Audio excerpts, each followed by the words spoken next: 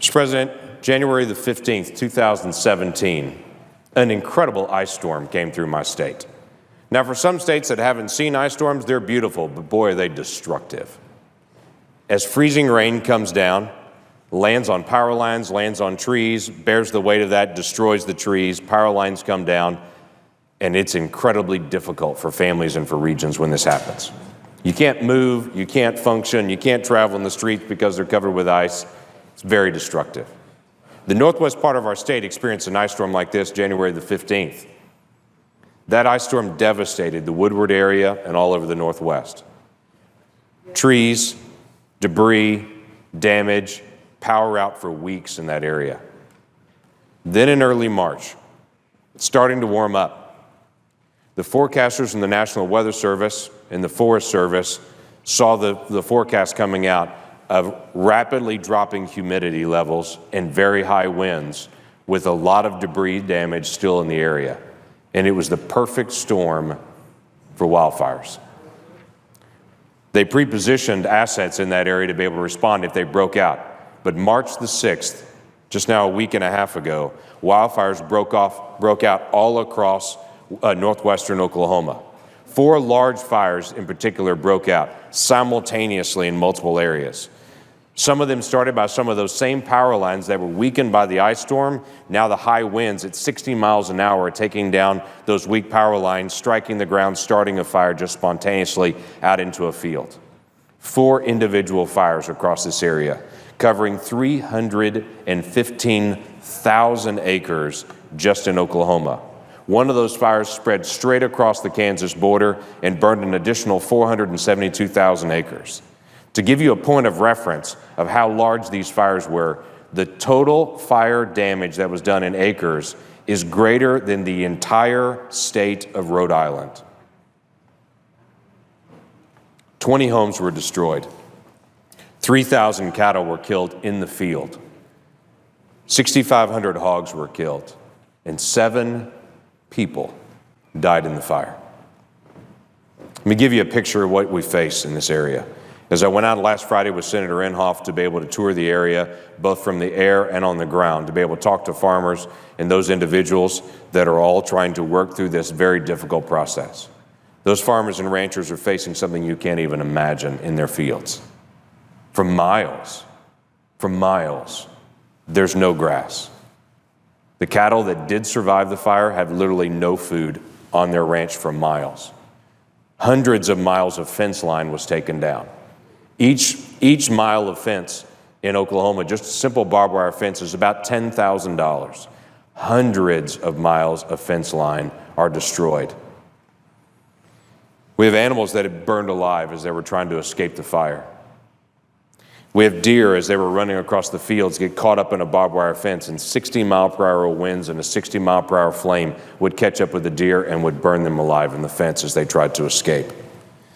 We have families that have lost absolutely everything. We have volunteer firefighters across much of this area. They would literally be fighting a fire in one county and in one area and hear on the radio about how a fire is broken out in another county at a road right near their own home. And literally volunteer firefighters fighting one fire could hear on the radio the destruction of their home at a different fire. In different places, the volunteer firefighters and those that were gathered, both career and volunteers, would see the raging fire coming at a home of a neighbor, of people they knew. You understand, in western Oklahoma, you know your neighbors in that area. You know the folks in the county. They would head out to a home as the fire is rushing at them, trying to fight it off, trying to cut a fire line to be able to stop it.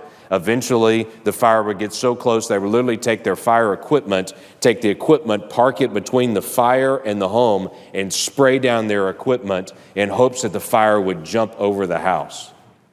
As the firefighters just huddle behind their own equipment, hoping the fire doesn't come to them. They saved several homes doing that extreme method. Neighbors took their own farm equipment, their own tractors, created fire lines to be able to protect their neighbors' homes. And these small community firefighters fought fires for hours and hours. And they saved a lot of lives, and they saved a lot of structures. Can't even begin to tell you the pain of walking through that area, what has been described by many as walking across a moonscape of just destruction where there's literally nothing left. What have we seen in that? Mr. President, I would tell you what we've seen is a tenacious spirit from people that survived an ice storm, were without power for weeks in many areas, and then had a wildfire come right behind it and destroy what was left. Over 20,000 bales of hay have already been donated from farmers all over Oklahoma, trying to feed the cattle that are still left. 20,000 bales. And you understand the expense of 20,000 bales of hay being donated, but also understand all of the truck drivers that loaded up their vehicle and personally paid the gas money and the travel to be able to deliver over hundreds of miles that hay to those folks. Oftentimes, the travel of that truck driver and of the gas that's there is more expensive than the hay that's on the back of it, and they're delivering as much as they possibly can.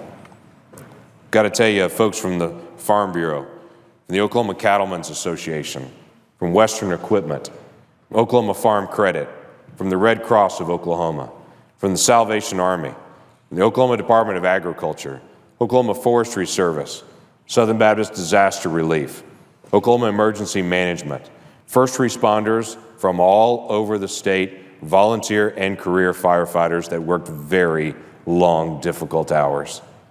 USDA and FEMA were also on site.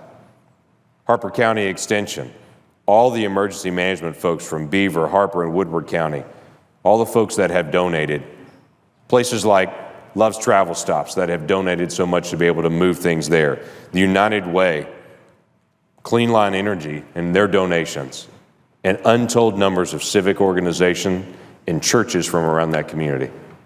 As I looked at many of those folks in the area last week and met with some leaders and pastors in the area, I reminded the folks that the devastation that they've faced is not something that will be quick.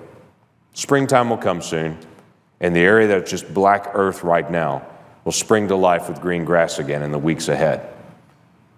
But the loss of those fence lines, the loss of thousands of animals, the loss of homes, the loss of structures will take a very long time to folks at farmers and ranchers that don't live on a high profit margin. I've continued to encourage the churches and the pastors in that area to walk alongside some families that will have a hard time recovering this for a long time. And I've encouraged our Oklahoma agencies and our federal agencies to do what we can to be able to step in with repairing fence lines and helping recover from a very traumatic event. We stood, my wife and I did, with a rancher who talked about going out into the field after the fire. His home was completely destroyed. And as he traveled out to the field around him to be able to check on his cattle, finding dead cattle, but also finding cattle that their face was completely burned, blind now with coyotes chasing them down. And he said all he could do is stand there in the field and cry. This would be long days. I'm grateful there are neighbors taking care of neighbors. And I'm proud of the people of Oklahoma, how we're watching out for each other. And as we walk through this, God willing, we'll continue to be able to hug and take care of our neighbors in the days ahead. I want to tell this Senate and the people of the United States, there's a wildfire as big as the state of Rhode Island. And many people haven't even heard of it. But I can assure you the folks in Oklahoma have experienced it. And we'll walk through it together as a nation. With that, Mr. President, I yield back.